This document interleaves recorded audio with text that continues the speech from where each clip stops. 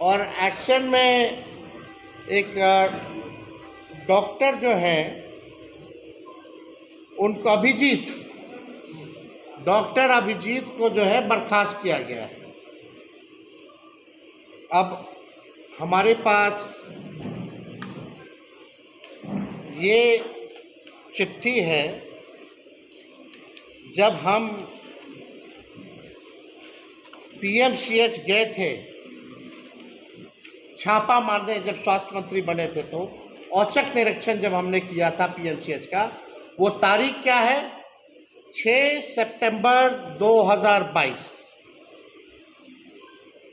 और 6 सितंबर 2022 जब अस्पताल हम पहुंचे थे, जो कमियां पाई गई थी पीएमसीएच में, उस समय हमने डॉक्टर अभिजीत को हटाया, स्पष्टीकरण मांगा गया और प्रपत्र क गठित किया गया और उनके जगह पर डॉक्टर सरफराज का अपॉइंटमेंट हम लोगों ने कराया।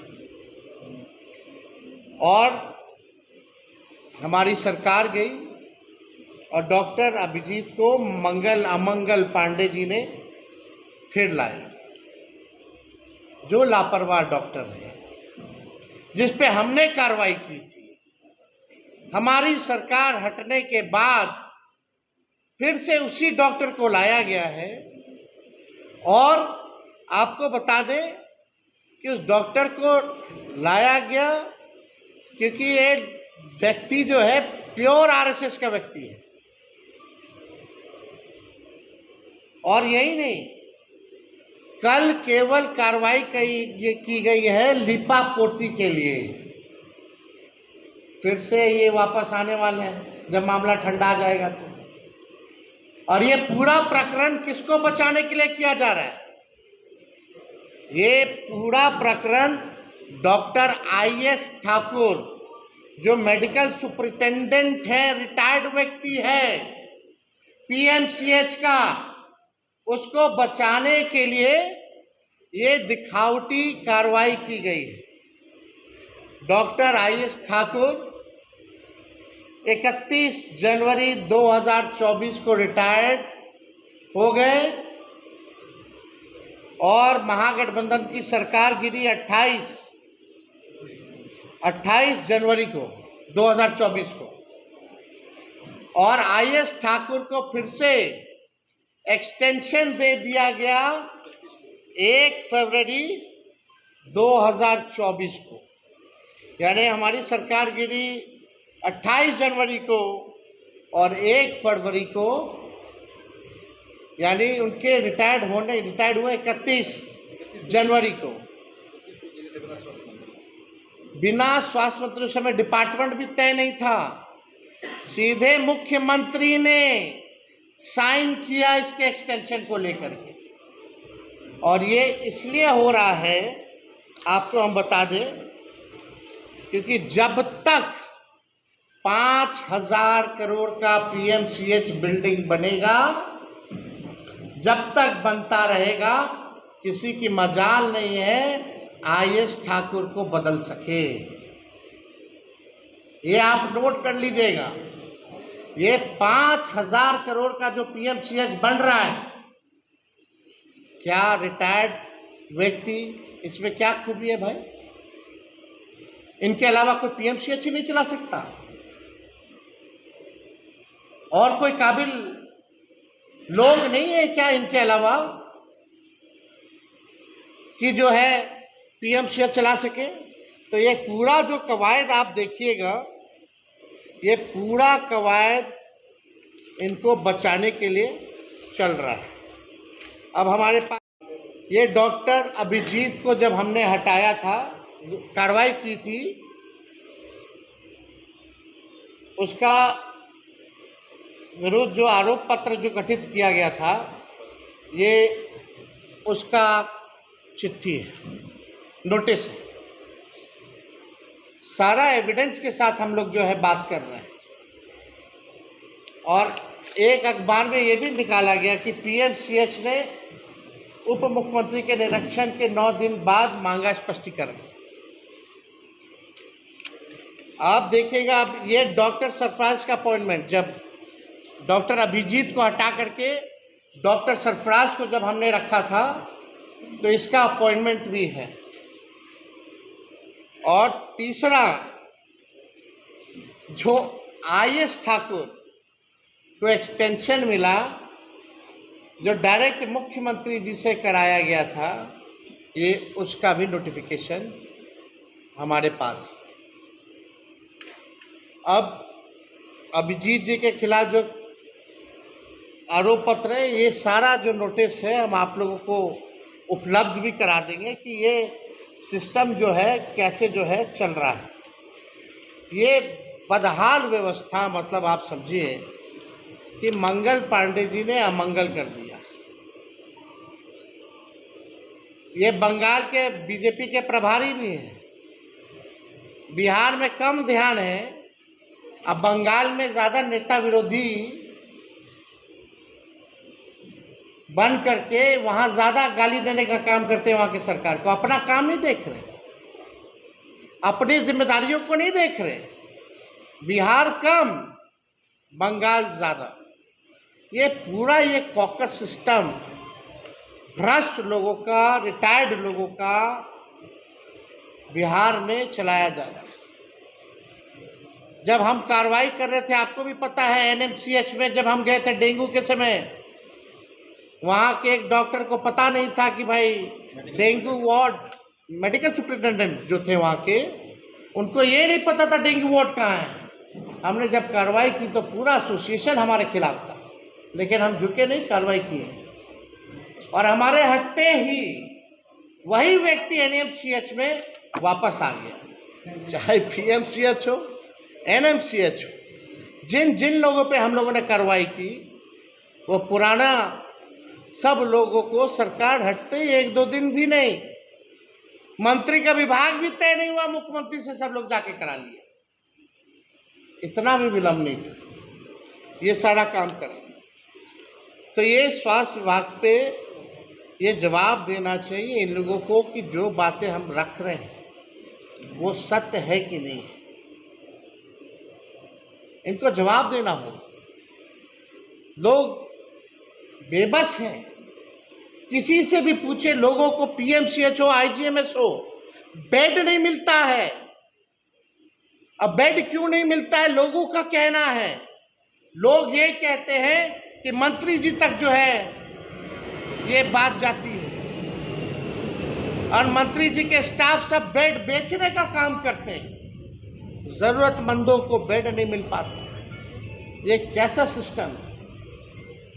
पूरी तरीके से इन लोगों ने बिहार को बर्बाद कर देने का काम किया। अब आइए, चारों तरफ लूट, रंगदारी, बलात्कार, हत्या ही बिहार में। आप लोगों को बुलाया गया है और आप सब लोग जान रहे हैं कि बिहार के स्वास्थ्य मंत्री मंगल पांडे जी ने ऐसा ग्रहण लगाया है बिहार के स्वास्थ्य व्यवस्था पर कि लोगों का सर दर्द का भी इलाज नहीं हो पा रहा है। और ये मंगल पांडे नहीं बल्कि अमंगल पांडे हैं। आज इसको लेकर के आप सब लोग जानते हैं कि मुजफ्फरपुर कांटी में जो घटना हुई, मुजफ्फरपुर के कुर्दी में जो घटना हुई, उसके बाद जिस प्रकार से उनके परिजनों का मृतक जो बच्ची थी, उनके परिवार का जो शिकायत कि चरमराया स्वास्थ्य व्यवस्था को लेकर के उन्होंने पोल खोला, और ये पूरे बिहार में ये स्थिति बनी हुई है। हम लोग पक्ष हैं, विपक्ष है, सरकार है, लेकिन बिहार के भविष्य के साथ खिलवाड़ नहीं होनी चाहिए। एक सकारात्मक राजनीति होनी चाहिए, और सकारात्मक राजनीति में हम लोग अपेक्षा करते हैं कि सभी लोग जो हैं बिहार के लोगों के लिए काम करें।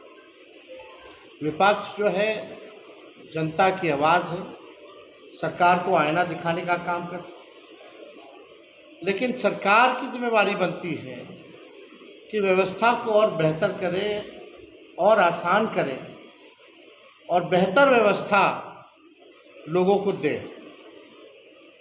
लेकिन 20 साल से ये एनडीए की सरकार केवल हमको गाली देना, लालू जी को गाली देना। आप दीजिए गाली, जोर जोर से दीजिए, हमें उसकी चिंता नहीं है, लेकिन जब आपका नकारा सिस्टम, भ्रष्ट सिस्टम जो आपने 20 साल तक नहीं सुधारा, तो हम तो आवाज़ उठाएंगे। और आप सब लोगों के बीच हम आए हैं इसी को लेकर के कि स्वास्थ्य व्यवस्था जो है बिहार की, वो बीमार हो चुकी है। विभाग लाचार हो चुका है। हम 17 महीने सरकार में थे और 17 महीने जिस व्यवस्था को हमने सुधारा है, कुछ चीज़ें आप लोगों के समक्ष रखना चाहिए। अमंगल पांडे जी चुनौती देते हैं हमको, लेकिन उनके पास कोई जवाब नहीं। हमने तो चुनौती स्वीकार किया। आइए, कहाँ आना है, समय बता दो, जगह बता दो, पूरे ढंग से हम लोग डिबेट करेंगे, एक सकारात्मक डिबेट करेंगे। लेकिन उसके बाद से ना उन्होंने तारीख बताया ना समय बताया। 17 महीने की जो हम लोगों की सरकार थी, आप सब लोगों को पता था कि हम लोगों ने मिशन 60 की शुरुआत की, मिशन बुनियाद की शुरुआत की, मिशन परिवर्तन की शुरुआत की, और ये सुनिश्चित कराया कि जितने भी अस्पताल हैं, साफ सफाई, स्वास्थ्यकर्मी, नर्सों और चिकित्सकों की उपलब्धता इस मिशन के ज़रिए हम लोगों ने कराने का काम किया। आपको पता होगा, एक रेफरल पॉलिसी हम लोग लाए थे। क्या उस रेफरल पॉलिसी का इम्प्लीमेंटेशन हो रहा है? हम लोग चाहते थे कि जिला में ऐसी व्यवस्था हो ताकि उनको बहुत अति गंभीर मसला हो तभी जो है उसको रेफर किया जाए, और उसके लिए एक पॉलिसी बनाई गई। तो जो घटना कुर्नी का हुआ, मुजफ्फरपुर में पहले इलाज हुआ, फिर पटना रेफ़र किया गया। पटना रेफ़र किया गया तो 4-5 घंटे लगे, और इसी चलते उस बच्ची की जान चली गई। क्या रेफरल पॉलिसी जो हम लोगों ने बनाया था, क्या उसका पालन किया जा रहा है? जिलाओं के अस्पतालों में विशेषज्ञ डॉक्टरों की नियुक्ति हम लोगों ने कराने का काम किया। स्वास्थ्य उपकरण की उपलब्धता हम लोगों ने कराई। दवाएं जो 278 फ्री में मिला करती थी, हमारे आने के बाद 611 मुफ्त में दवाएं जो है मिलने लगी।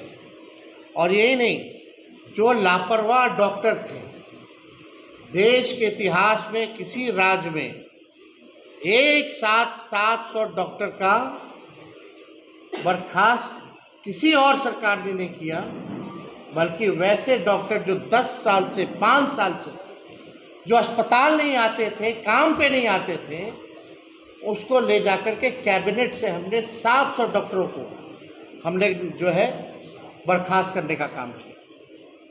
आज क्या व्यवस्था है, आपको ऑन रिकॉर्ड बताएंगे कि क्या इन लोगों का सिंडिकेट है, इन लोगों का माफिया कैसे स्वास्थ्य विभाग में चलता है, किस प्रकार से रिटायर्ड डॉक्टरों को रखा जाता है, उनसे काम लिया जाता है।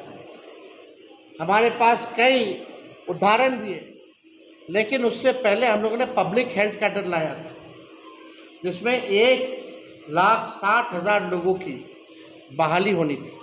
हम कैबिनेट भी ले गए, मुख्यमंत्री जी द्वारा रोका भी गया। लेकिन अब क्या हो रहा है, क्यों नहीं पब्लिक हेल्थ कैडर को लागू किया जा रहा है? जहां डॉक्टरों की, नर्सों की, स्टाफों की, सबकी भर्ती होनी थी ताकि